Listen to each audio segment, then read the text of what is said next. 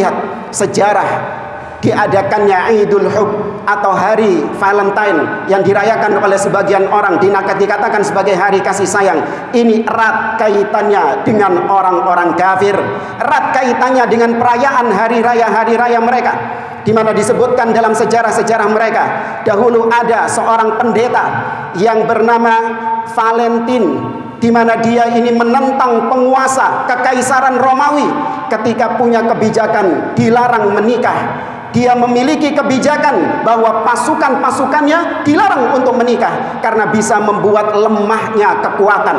Maka tatkala itu orang yang katanya namanya Valentin pendeta ini menikahkan secara diam-diam, maka dieksekusi mati oleh Kaisar Romawi, kemudian diperingati tanggalnya sebagai hari kasih sayang.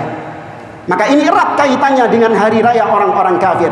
Sedangkan kita kaum muslimin dilarang di dalam agama kita untuk ikut-ikutan dalam perayaan hari raya orang-orang kafir, apapun itu bentuknya, mau entah itu hari keagamaan mereka atau itu merupakan adat istiadat kebiasaan-kebiasaan mereka. Allah Azza wa Jalla berfirman di akhir-akhir surah Al-Furqan, kata Allah, walladzina la yashhaduna zur, di antara ciri hamba-hamba Allah adalah mereka tidak yashhaduna zur. Kata para ulama dari kalangan tabi'in, di antaranya Al-Imam Muhammad bin Sirin rahimahullahu taala, walladzina la yashhaduna zur walladzina la yahduruna a'yadal musyrikin, yaitu mereka yang tidak mengikuti hari rayanya orang-orang musyrik, hari rayanya orang-orang kafir. Termasuk diantaranya adalah hari raya Valentine, termasuk diantara hari raya orang-orang kafir. Maka haram bagi kaum muslimin untuk mengikuti perayaan-perayaan mereka. Kemudian juga jamaah dimulakan oleh Allah Subhanahu wa taala, Nabi SAW telah menutup rapat-rapat pintu tasyabbuh. Jangan sampai seorang muslim mengikuti gaya orang-orang kafir, baik itu dalam kebiasaan mereka atau bahkan naudzubillah dalam keagamaan mereka. Nabi SAW mengatakan dengan lantang, man tasyabbaha biqaumin fahuwa minhum, barang siapa yang menyerupai suatu kaum maka dia termasuk bagian dari kaum tersebut, wal iyadzubillah. Laisa minna man tasyabbaha bi ghairina, kata Nabi, bukan termasuk golongan kami, yaitu bukan termasuk golongan Islam siapa saja yang menyerupai orang-orang selain kami, yaitu orang-orang kafir.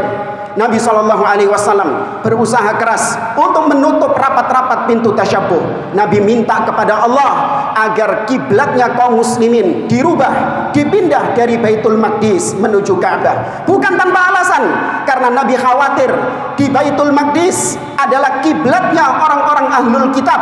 Maka Nabi khawatir apabila umat Islam satu kiblatnya dengan orang-orang ahlul kitab, maka akan ada tasyabbuh, orang-orang Islam akan menyerupai mereka. Demikian juga Nabi SAW dalam masalah puasa, Nabi memerintahkan umatnya untuk makan sahur, bukan dalam rangka hanya sebatas untuk menopang perut kita agar kenyang ketika berpuasa, agar kuat ketika berpuasa. Namun kata Nabi SAW, faslu ma baina siyamina wa siyami ahlil kitab akalatus sahur. Pembeda antara puasa kita umat Islam dengan puasanya ahlul kitab adalah makan sahur. Dan banyak sekali peristiwa-peristiwa di mana Nabi SAW menutup rapat-rapat pintu tasyabbuh.